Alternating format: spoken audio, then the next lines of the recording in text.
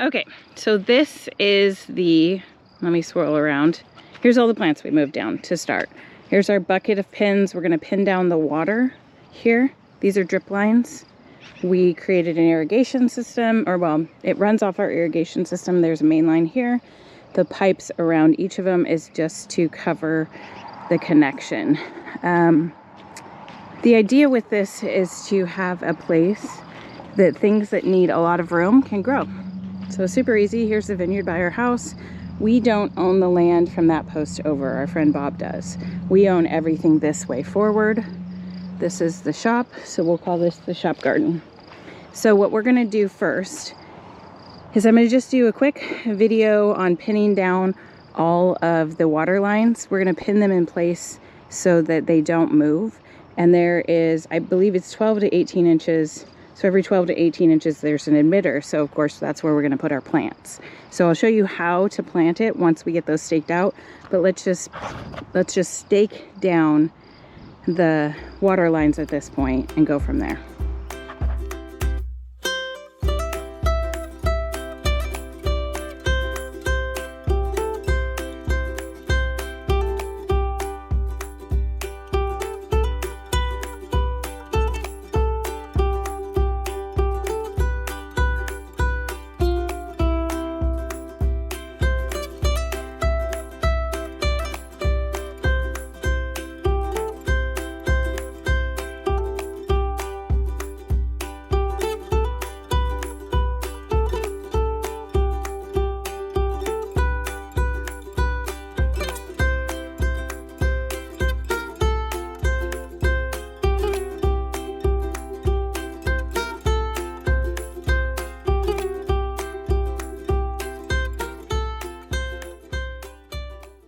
This one I hope is gonna make it because it's been it was a volunteer. I don't even know what it is.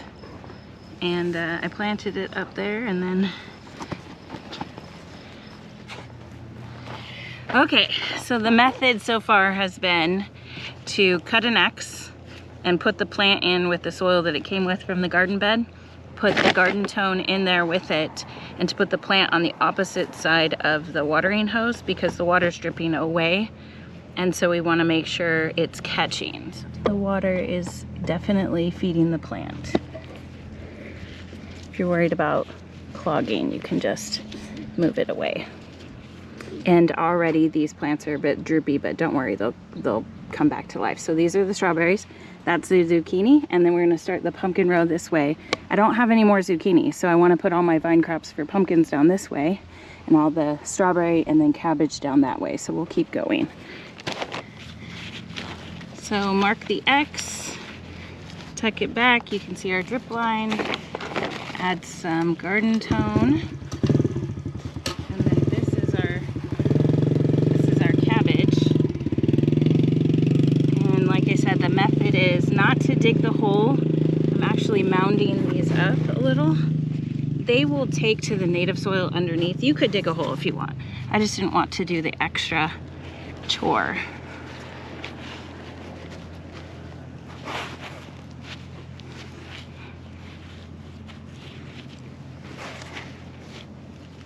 And you can stuff some dirt in there so that it can be happy. Okay, and then I'm just gonna clear my line to make sure it's watering. Like I said, I'm putting the hose above the plant itself so that we can ensure that the water, as it's kind of on a slope upward, because that's just the grade of our yard, is that we grade all the way up to the house. So we want the water to be captured in the plant and not run down. So if you plant it above, the water would all run down away from the plant. So just think about those things when you're setting up your waterings. And I don't mind the water kind of getting all over me right now because I was telling Joe it's super hot. Garden tone and our cabbage.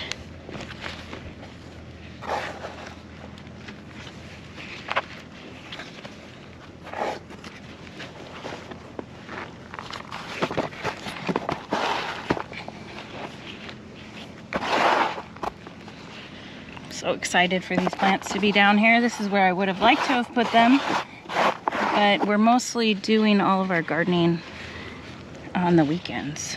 So like today's a Saturday. So, and this is potting mix. So this is what, well, no, that's not true. So we did put the Espoma Land and Seed, and we did put potting soil, Espoma potting soil in the garden beds. So when we take these out of the garden beds, of course, that's what's there. But what we brought down over here is the potting mix. That's also a good option when planting. All right, let's move on to the next one.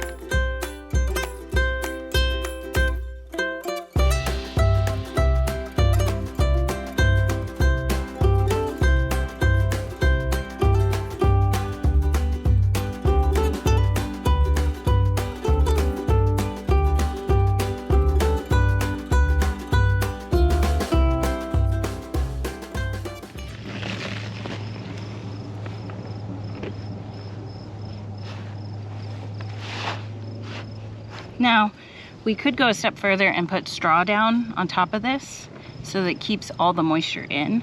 I might do that. I also like the look of that.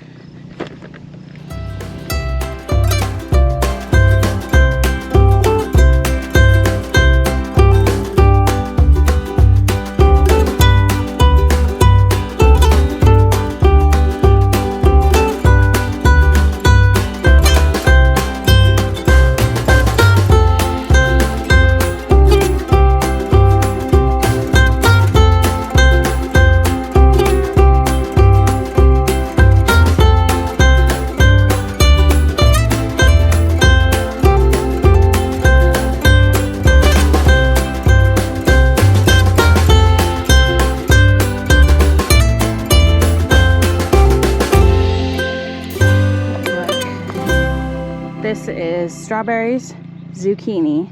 Our first volunteer pumpkin, I believe, will continue down this line with pumpkins. And there's all of our cabbage. The only one that's different is that one. I would have put that one over there, but I didn't think about it in advance. So all these cabbage heads will recover, as well as look at the pumpkins. They're super sad.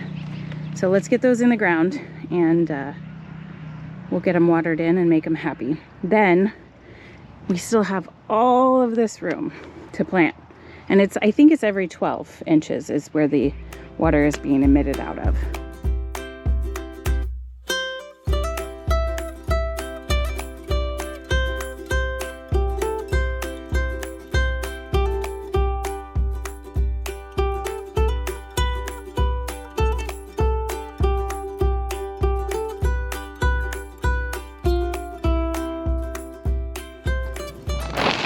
This was a Darlene pumpkin. Go ahead and stick this in there if I can.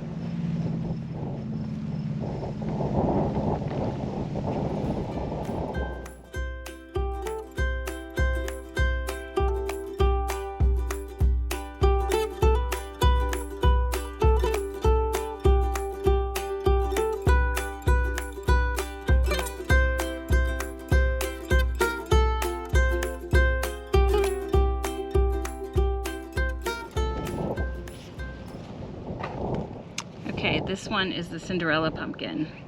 So that's gonna be awesome.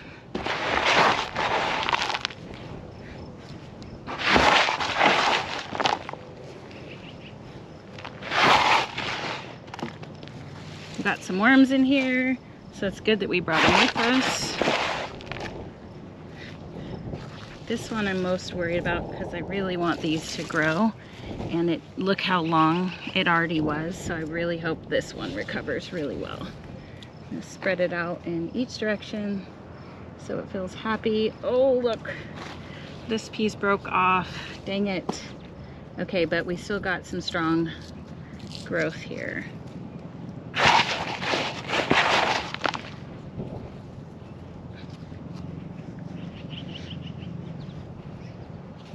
Okay. This one I'm going to scoot down for a second. Now these plants are going to get way more sun in this location because the sun is up at its highest peak when it's over here. So,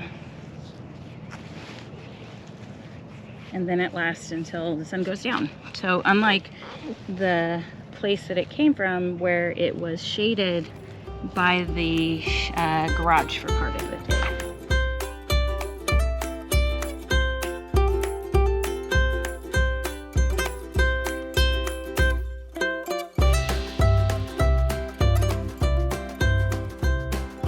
It's the small sugar pumpkin. I really hope to have a lot of pumpkins this year. The big thing about pumpkins is pollination, so we will plant some flowers down here. Unhappy pumpkin row starts with zucchini, volunteer pumpkin. I'm trying to remember what that pumpkin is. I can't remember. We'll take a look in a second. Cinderella pumpkin, sugar baby pumpkin. Let's see. Oh yes, that was the white pumpkins and the Darlene pumpkins. It's fun to have different varieties if you like decorating your porch. So we're gonna water all these in a minute. We're just gonna plant the watermelon and then call it a day. Okay, this is gonna be our watermelon row.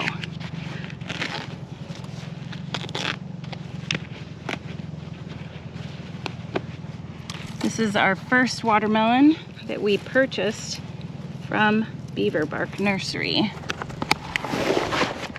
And this one is called a sugar baby. We planted these by seed too, but they didn't take, so I'm really glad that we have one here.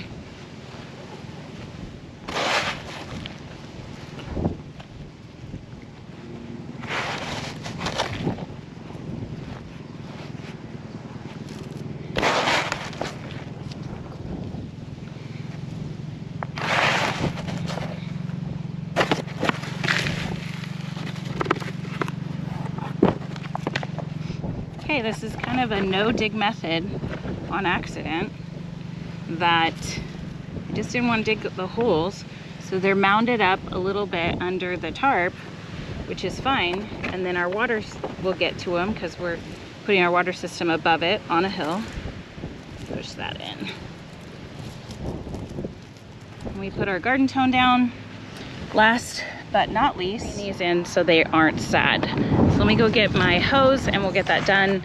And then what we will want to do is our seedlings, I've been hardening off. I'll talk about that more in a second. We'll put them out here because they haven't been out here yet. Let them sit for a couple hours, then put them away, then we'll plant them tomorrow.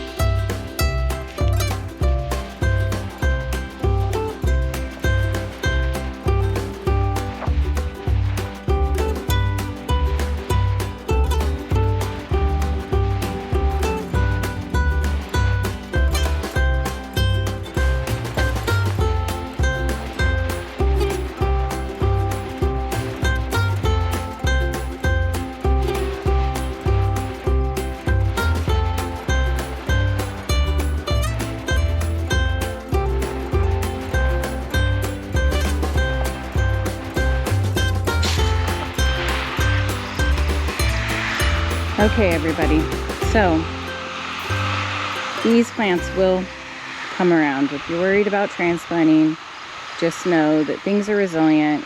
If you start ahead in the season, you have time to replant if it doesn't work out.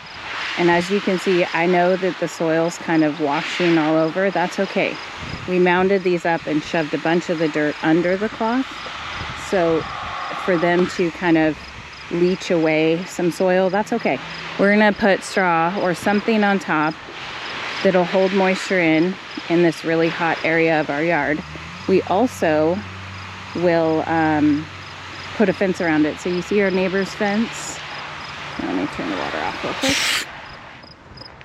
So our neighbor has a fence there around her garden because of gophers and different things that come and eat your vegetables. So these are out here and we might run that risk before we get the fence up, but we're gonna put a little perimeter around it. Nothing fancy. It's just probably gonna be like hog wire. You wanna go down in the dirt about a foot or two if you can, because they'll dig under. And then you want to, we had gophers the first couple of years we were here in our lawn a lot. So I can imagine they'll love these vegetables. And these vegetables will be very appreciative of us giving them their space.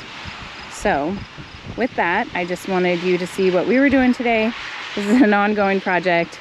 It literally, we put 1, 2, 3, 4, 5, 6, 7, wait, 2, 4, 6, 8 on this line, 2, 4, 6 on that line, and 1 on that line. So that's 14, 15 plants, 15, 16 plants. And we still have less than 10% of the real estate taken down here. I don't even know if I'm going to use all of this. I want to say that planting flowers down here is probably going to be prominent, especially like sunflowers. They need a place to go and thrive. We do have a lot of tomato plants we started. Maybe we'll grow tomatoes, but the thing is that you grow more than you need, so you're either going to be held to canning or you're going to have to donate, which donating is actually something I'd be interested in, giving to my family members, that kind of thing.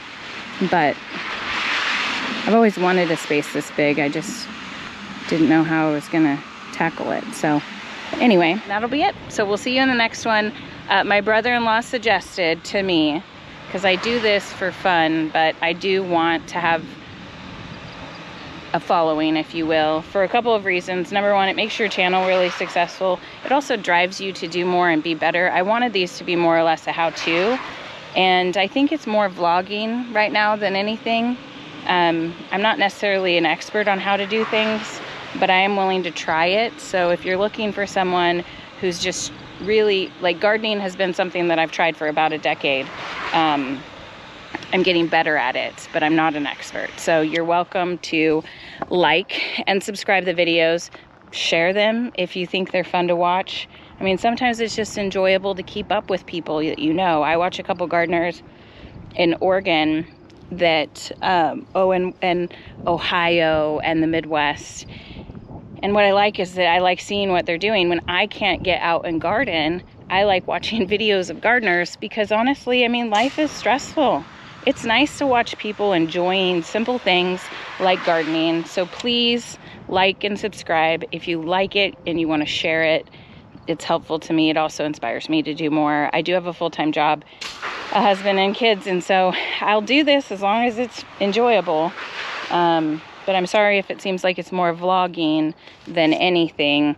I certainly wanted to provide more how-to videos, but I don't see myself as an expert. So when I do find something that I know really well, I'll share that with you. And otherwise, these are just my experiences and what we're trying out.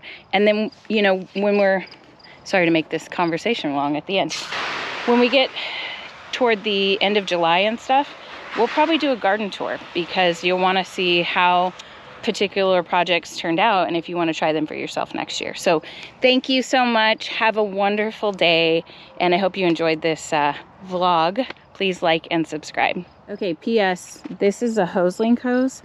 Let me show you how far this goes. So we put this on the shop. We have 3 of them. I absolutely love them. A lot of the gardeners I watch use them. And it goes all the way there. It's 83 feet. So we use it primarily at the shop. And of course, do note, this has a watering system. And then we have a backup watering system, which is just a sprinkler that runs off the vineyard. And so watering system with the drippers, watering backup. And then I use the hose just to water those in today because they needed an excessive amount of water. So if you're looking for a long, you know, durable, amazing hose option, Hoselink's a great one. Like I said, we're way out here. We've pulled it all the way out. When you're ready, you just pull it slightly and it'll roll all the way in for you. Let me show you. Give me a sec. We'll go up here. It has a really cool system. In the winter months when you're done, you just take it off and you unlink it to your house. So look at this. So they come in cream and gray. I got this gray one for Joe because I don't know if you noticed, but our trim is gray and it's a perfect match. Has a quick link here and then it rotates. So if I didn't need it to go out to that direction, you could rotate it all the way around. Now when you're done and it's winter, grab the handle, pop it off of here, and you put it inside so your hose doesn't get frozen from having water in it or just treated badly from winter weather. It's 82 feet on this one. They have smaller ones, 53 I think is the other. We're gonna put one up there by the, no, we're gonna put one up there by the house and one down by the bottom. The ones I bought for the house were cream colored. They'll match. This one matches. I just love it. If you need a good hose, HoseLink's the way to go. This is how easy it rolls up. Boom, 82 feet. Took less than, I think, 30 seconds. And then again, rotates out. Sweet. And I sometimes do some supplemental watering up here, and I love it. And then the guys use to hose up the Jeep. They use it for everything. It's just an awesome resource. Thanks, guys.